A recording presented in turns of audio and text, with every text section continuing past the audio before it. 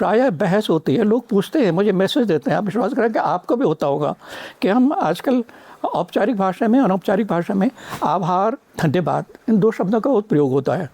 अब लोग ये पूछते हैं आप कहाँ आभार दें, किसे धन्यवाद दें। और कभी कभी ये होता है कि जहाँ फिर मुझे लगता है कि तो धन्यवाद कहना चाहिए था, यह आभार कोई निश्चित नियम तो नहीं है, एक परंपरा है। आप जानते हैं आभार धन्यवाद, अगर हमारे प्रति किसी ने अच्छा काम किया है, हम उससे उपकृत कृतज्ञ अनुभव कर रहे हैं, हम अपने मन से उसको धन्यवाद या आभार व्यक्त करना चाहते हैं। तो आभार, अब इन दोनों के शब्दों की रचना पर जाते हैं प्रयोग करने के लिए, वो ज़रूरी है। आभार बना है भू धातु जिससे भार शब्द बनता। भार शब्द याद रखिए, आभार में भार है, वजन है। ये भार किलोग्राम या पाउंड वाला नहीं है, ये भावनात्मक भार है। आप किसी के उपकार के प्रति अपना आभार व्यक्त करते हैं।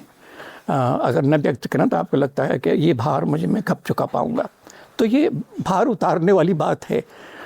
ग्रेटिट्यूड अंग्रेजी में जैसे कहते हैं, अंग्रेजी में भी अंतर करते हैं हम, thanks and gratitude, I am grateful. तो वो जो ग्रेटिट्यूड का भाव है वो आभार में है।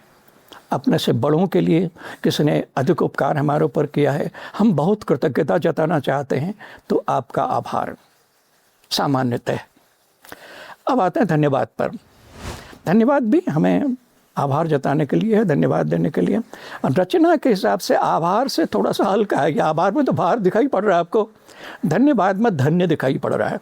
धन्यवाद का जो धन्य है वो धन असल में वही धन वाला है, मनी वाला है। तो धन्य के शाब्दिक अर्थ होते हैं धनवान, जिसके पास धन है। अब वो धन अनेक प्रकार का हो सकता है, ज्ञान का धन हो सकता है, उपकार करने की भावना का धन, वगैरह वगैरह, बहुत से आप कोर्स देखें, क्या मेरी पुस्तक में ये सब चर्चाएं हैं। तो हम अपने को धन्य मानते हैं, उपकृत मानते हैं, और प्राय ये समवयस्क या समान पद या समान उम्रों, वयस्क मैंने कह दिया, हम उम्र दोस्तों मित्रों के लिए जिनके साथ हम बहुत अधिक औपचारिक नहीं हैं, खुले हैं, उनको धन्यवाद देना पर्याप्त है। लेकिन जो हमारे आदरणीय हैं, जिन्होंने बहुत ज़्यादा उपकार हमारे ऊपर किया है, उनके लिए हमें आभार व्यक्त करना होता है।